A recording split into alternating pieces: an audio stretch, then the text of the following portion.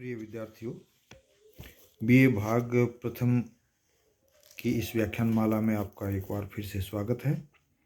हम कहानी के विकास क्रम के बारे में पढ़ रहे थे, कहानी के नाम से, और विकास क्रम को तकरीबन हमने समझ लिया था।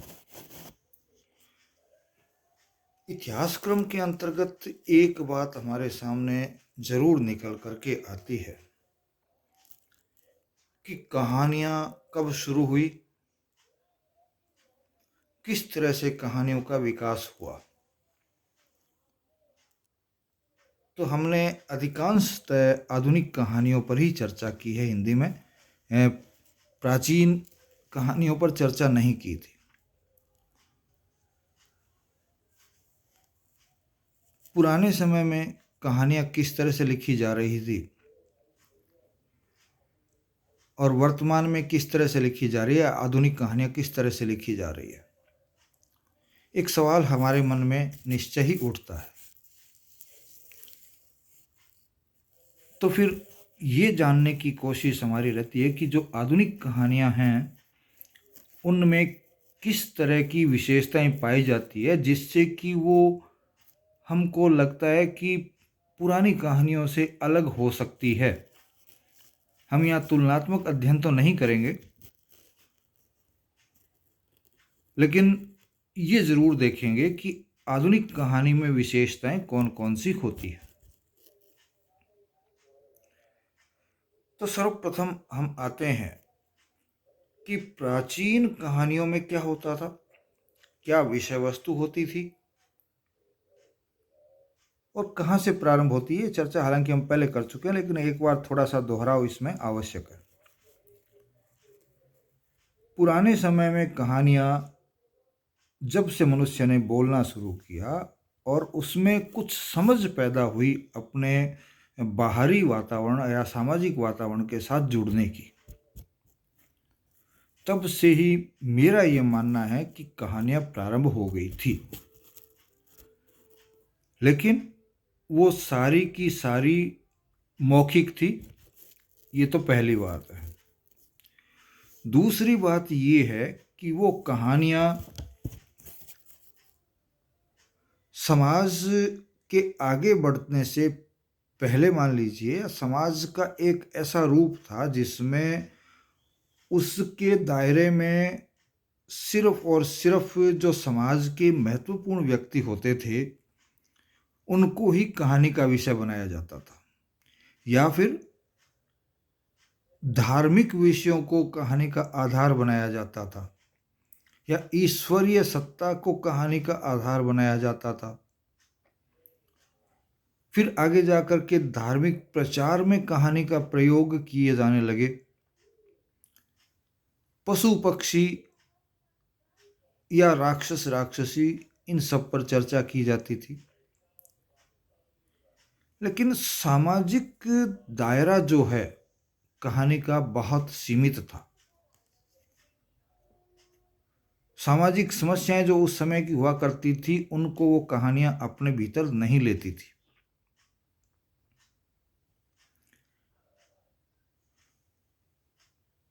ये बात लगभग संस्कृत की मान लीजिए, जो संस्कृत की कहानियां थी उनकी मान लीजिए। फिर आधुनिक काल में हिंदी साहित्य या हिंदी भाषा का विकास क्रम प्रारंभ हुआ।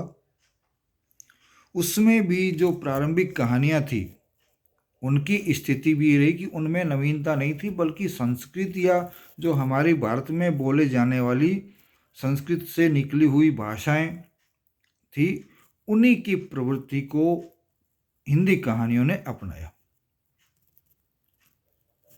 लेकिन समय के साथ जो परिवर्तन का चक्र घूमता है, उस चक्र का प्रभाव हिंदी कहानी पर भी पड़ा। हम यूरोप के संपर्क में आए तो हम पाश्चात्य साहित्य के संपर्क में भी आए, और पाश्चात्य साहित्य में कहानी की जो विधा थी वो जिस तरह की थी वो भी हमारे साहित्यकार जो है उसके संपर्क में आए। और वहाँ का जो समाज है वो थोड़ा सा उस समय हम लोगों की तुलना में ऐसा माना जाता है कि थोड़ा हटके था, जिसे हम विकसित मान रहे थे।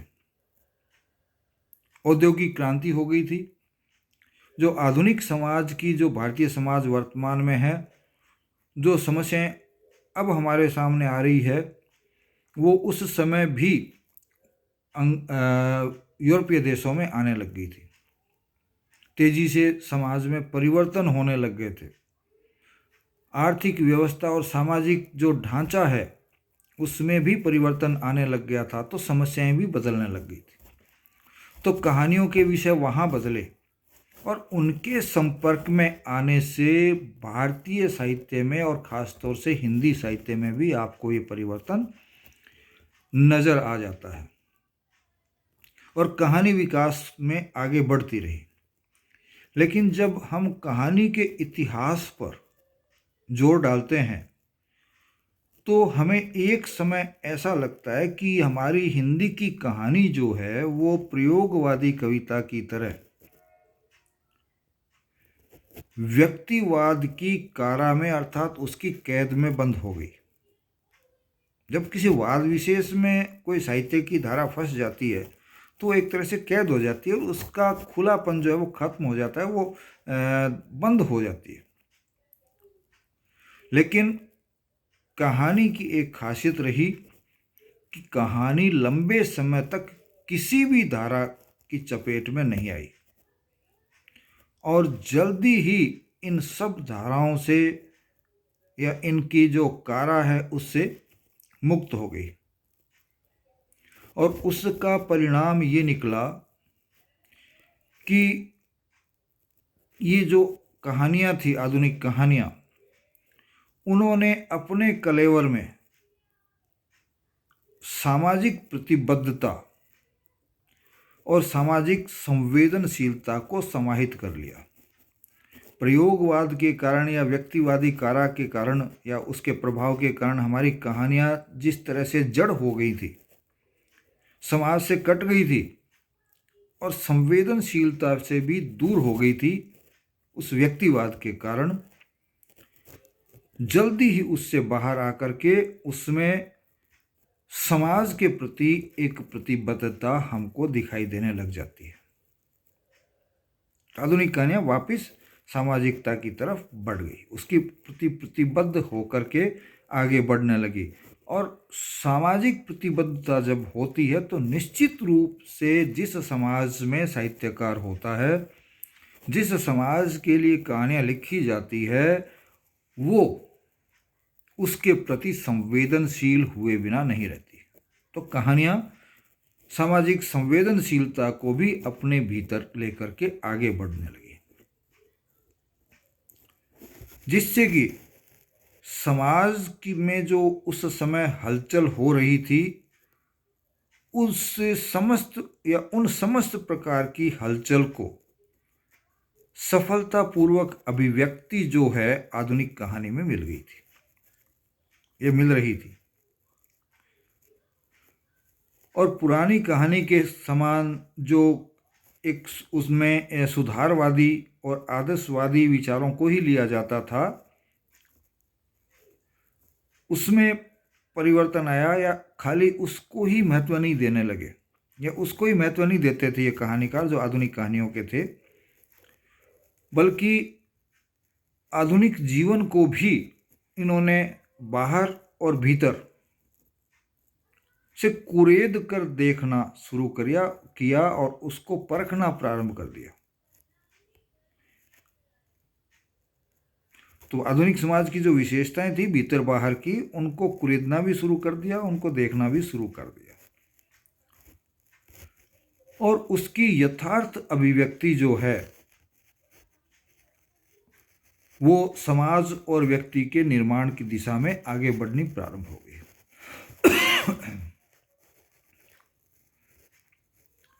और इस दौरान इन कहानियों में कुछ विशेषताओं का निर्माण हुआ या ये कहानियाँ कुछ विशेषताओं को लेकर के आगे चलती हैं। आज हम उन विशेषताओं पर ही एक संक्षेप में दृष्टिपात करते हैं। विस्तार करेंगे तो पूरे अध्याय लिखे जाएंगे इन पे, लेकिन हम बहुत संक्षेप में इस पर चर्चा करेंगे। कुछ विशेषताएं इन कहानियों की रही है। यदि आपसे प्रश्न पूछा जाए कि आधुनिक कहानी की विशेषताएं बताइए, तो इन विशेषताओं को आप उनके अंतर्गत रख सकते हैं। पहली विशेषता इनकी है संवेदनशीलता। दूसरी विशेषता है यथार्थ की अभिव्यक्ति। तीसरी विशेषता है अनुभूत सत्य का उद्घाटन। चौथी विशेषता है मानव संबंधों की अभिव्यक्ति। अगली जो विशेषता है वो है महानगरीय बोध। उसके बाद एक और विशेषता जो बौद्धिकता है या अति बौद्धिकता है, वो भी इन कहानियों में आपको मिल जाती है। यौन संबंधों का प्रकाशन भी इन कहानियों में, जो आधुनिक कहानियाँ जिनको हम कहते हैं, उनमें प्राप्त होता है। आंचलिकता इन कहानियों की एक और विशेषता रही है। आधुनिकता की अभिव्यक्ति भी इन कहानियों का विषय रहा है या विशेषता रही है। और अभिव्यंजना इनकी पहले से हट के रही है, जिसमें प्रतीकात्मकता, चित्रात्मकता और ये कह सकते हैं कि संकेतात्मकता पर पुरानी कहानियों से इनमें अंतर रहा है। अब हम इन पर थोड़ी सी चर्चा और कर लेते हैं कि संवेदनशीलता के अंतर्गत क्या बातें थी। पुराने समय में हम ये नहीं कह सकते कि कहानियों में कोई संवेदना नहीं थी, लेकिन फिर भी समाज का एक बड़ा तबका कथाकारों की नज़रों से छुपा रहा या उनकी नज़रों में नहीं आया या उन्होंने लिया ही नहीं। तीनों बात ही हम सही कह सकते हैं। लेकिन आधुनिक कहानियाँ आते आते समाज का एक, जिसे हम तथाकथित तौर पे कह सकते हैं गरीब से गरीब तबका भी इन कहानियों की विषय की बात बन गया, और उन लोगों के प्रति भी जो साहित्यकार के मन में संवेदनाएं आई या जिसको उन्होंने अनुभूत किया, वो कहानियों में हमारे आने लग गई। जैसे कमलेश्वर की देवी की माँ कहानी जो है वो इसी श्रेणी में ली जा सकती है, और मनु भंडारी की जो नशा कहानी है वो भी इसी श्रेणी में आ जाती है। इसके बाद यथार्थ की अभिव्यक्ति। पुरानी कहानियों में कल्पना का पुट बहुत अधिक होता था और यथार्थ की बजाय वो आदर्श की तरफ अधिक चलते थे, जिसके कारण कि वो कहानियाँ यथार्थ की तरफ नहीं झुक पाई या यथार्थ का चित्रण नहीं कर पाई।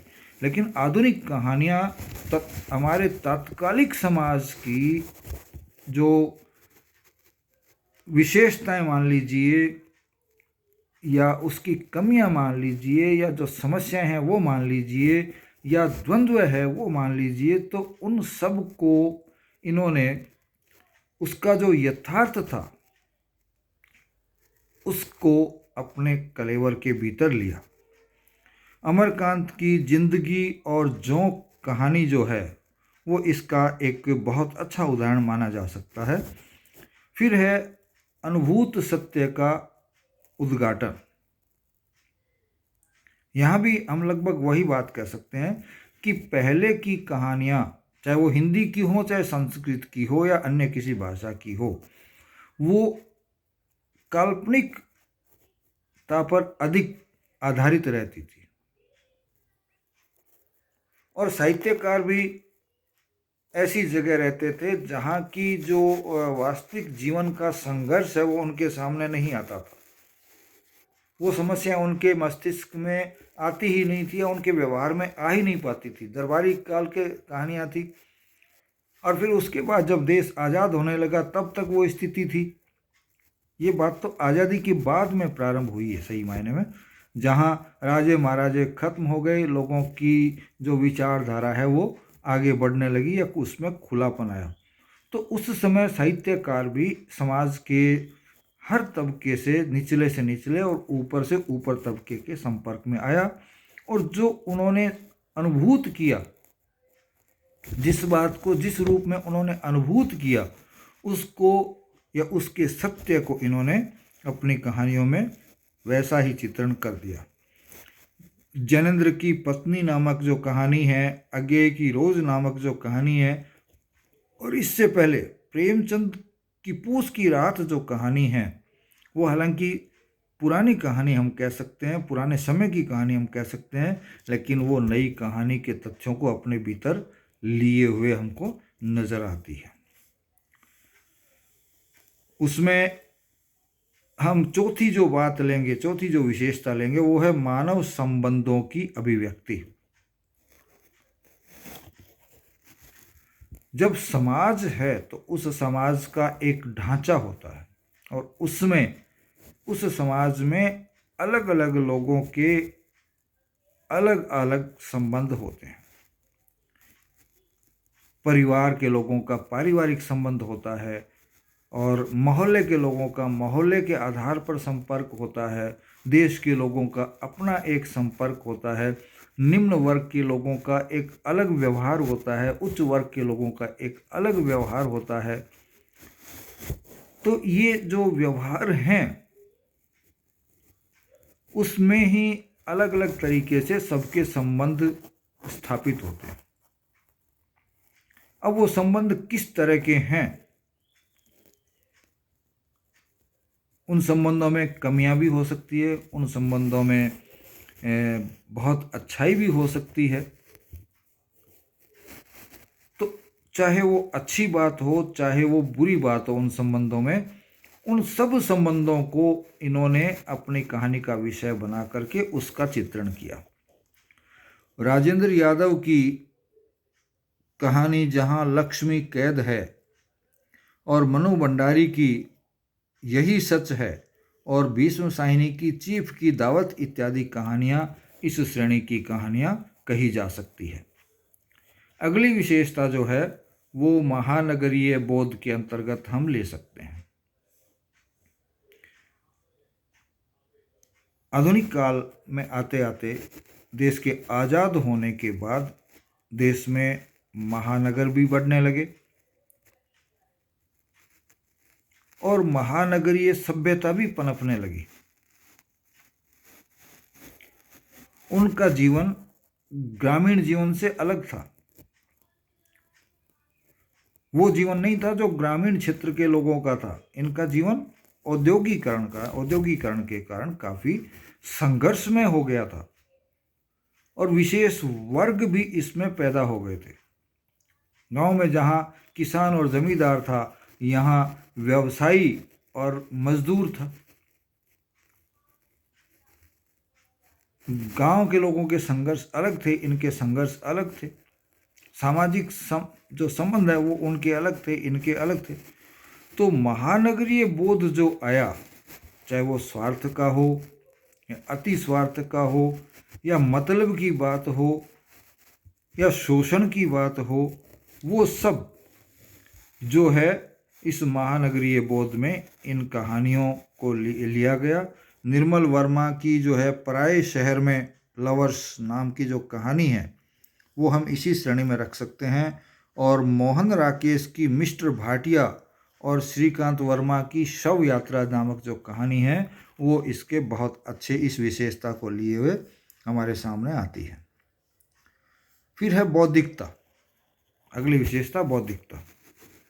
पुरानी कहानियों में भावनाएं अधिक मात्रा में होती थी और जब संघर्ष बढ़ता है या लोग पढ़ लिख लेते हैं या उनका जो मानसिक विकास अधिक मात्रा में हो जाता है तो बौद्धिकता भी उनकी धीरे धीरे बढ़ जाती है और लेखकों ने इसी बौद्धिकता को पकड़ा और इस बौद्धिकता को इन्होंने अपनी कहानियों में स्थान दिया। जैसे महेंद्र बल्ला की एक पति के नोट्स और विश्वेश्वर की बदला नामक जो कहानी है उसको हम इसी श्रेणी में रख सकते हैं। एक और विशेषता जो यौन संबंधों के प्रकाशन से संबंधित है वो भी आधुनिक कहानियों की एक अलग विशेषता है। पुराने कहानियों में, पुराने समय में, पुरानी संस्कृति में यौन संबंधों का प्रकाशन वर्जित माना जाता था, अश्लील माना जाता था, बुरा माना जाता था। लेकिन आधुनिक युग में जब लोगों का जीवन बदला तो इसके बारे में भी विचार बदले। पहले जहां यौन संबंधों को छुपाने की कोशिश होती थी, वहीं अब उनको उचित तरीके से प्रकाशित करने की बात होने लगी। और इन कहानियों ने अश्लीलता के दायरे से बाहर रहते हुए या श्लीलता के दायरे में रहते हुए अपनी बात को, यौन संबंधों को जो स्त्री और पुरुष के बीच में होते हैं उनका बहुत अच्छी तरह से प्रकाशन किया। खास तौर से जो महिलाएं या महिला लेखिकाएं थी उनकी कहानियाँ, जैसे कृष्णा सोबती की मित्रो मरजानी और उषा प्रियमवदा की प्रतिध्वनियाँ और जगदीश चतुर्वेदी की अधखिले गुलाब, ये कहानियाँ हम इस तरह की कहानियों के रूप में जानते हैं। फिर एक विशेषता थी आंचलिकता। तो हिंदी कहानी में एक समय ऐसा आया जब लेखकों ने अपने जिस क्षेत्र से वो जुड़े हुए थे उस क्षेत्र के बारे में सोचना प्रारंभ कर दिया और उस क्षेत्र की भाषा संबंधी विशेषताओं को, उस क्षेत्र की जो भावनाएं हैं उनको, उस क्षेत्र के आपसी संबंधों को, उस क्षेत्र की अर्थव्यवस्था को, उन सब को अपनी कहानी का विषय बनाया। और विशेष तौर पर इसलिए ध्यान रखा जाता है कि जिस क्षेत्र विशेष के वो होते थे उन्हीं शब्दों का या उसी की भाषा का अधिकांशतः प्रयोग किया जाता था। ठीक है, भाषा हिंदी है, लेकिन विशेष शब्द जो उस क्षेत्र विशेष में बोले जाते हैं या समाज की जो जटिलताएं उस क्षेत्र विशेष की है उनको अपने शब्दों में, उस क्षेत्र विशेष के शब्दों में, उस क्षेत्र विशेष की भाषा में प्रस्तुत करने के कारण इस आंचलिकता ने, जिसमें खासतौर से ग्रामीण क्षेत्रों के बारे में वर्णन हम कह सकते हैं, इन कहानियों में एक समय विशेष के अंतर्गत उसको लिया गया। फणीश्वरनाथ रेणु जो है वो इस मामले में अग्रणी रहे और उनको ये श्रेय दिया जाता है कि उन्होंने आंचलिकता जो है उस विशेषता को कहानियों में शामिल किया। जैसे रेणु की रसप्रिया जो थी कहानी, और मार्कंडेय की 7 बच्चों की माँ है, या शिव प्रसाद सिंह की बिंदा महाराज है, ये कहानियाँ हम इस श्रेणी में रख सकते हैं। और रेणु का उपन्यास तो जो मैला अंचल है वो काफ़ी प्रसिद्ध रहा है, पूर्व में मैंने ये चर्चा कर दी है। फिर है आधुनिकता की अभिव्यक्ति। समाज बदला, विचार बदला, तो स्वरूप भी समाज का बदला, जिसे हम आधुनिकता के नाम से जानते हैं। वो आधुनिकता कपड़ों में भी आई, वो आधुनिकता जीवन स्तर पे भी आई, रहन सहन पे भी आई, वो आधुनिकता जीवन के हर क्षेत्र में, यहाँ तक कि पढ़ाई लिखाई के क्षेत्र में भी आई। तो तात्कालिक समाज की जो आधुनिकता थी, जो नयापन था, उसको इस समय आधुनिक कहानियोंकारों ने अपनी कहानियों में स्थान दिया। उनमें हम कह सकते हैं रामकुमार भ्रमर जो है और श्रीकांत वर्मा जो है, उनकी कहानियाँ इस क्षेत्र को हमारे सामने लाती है। एक और बस्ती है विशेषता अभिव्यंजना से जो है कहानियों की, तो निश्चित तौर पे पुरानी कहानियों से इसकी अभिव्यंजना जो है वो भी अलग हुई। व्यवहार बदला, जीने का तरीका बदला, जीवन की गति बदली, नई चीजें सामने आई और प्रकट करने के लिए पुरानी चीजें, पुरानी सामग्री, पुराने बिंब, ये सब पूर्णता नहीं रख पाए, अधूरापन दिखाई देने लगा उनमें। तो इस समय के जो कहानीकार हैं उन्होंने भी शिल्प में जो है परिवर्तन किया, प्रतीकात्मकता अधिक लाए, चित्रात्मकता अधिक लाए और संकेतात्मकता अलग लाए। तो उसके कारण नई कहानी, आधुनिक कहानी पुरानी कहानियों से हमको काफ़ी अलग नज़र आती है। भीष्म साहिनी की भटकती आत्मा की राख और कमलेश्वर की राजा निर्वंशिया, इस तरह के उदाहरणों का एक बहुत अच्छा हमारे सामने चित्रण उनमें मिलता है। इसी के साथ कहानी के संदर्भ में हमारी चर्चा हम एक बार इसको विराम देते हैं। फिर यदि समय मिला तो आगे हम फिर से इस बारे में चर्चा करेंगे, क्योंकि कहानियों पे बहुत अधिक विस्तार पूर्वक चर्चा भी की जा सकती है। आगे हमारी कोशिश रहेगी कि हम कहानियाँ पढ़ना शुरू करें और उनके बारे में जानना प्रारंभ करें। इसी के साथ आज का हमारा जो ये बातचीत का दौर है वो मैं यहीं उसको विराम देता हूँ। जय हिंद, जय भारत।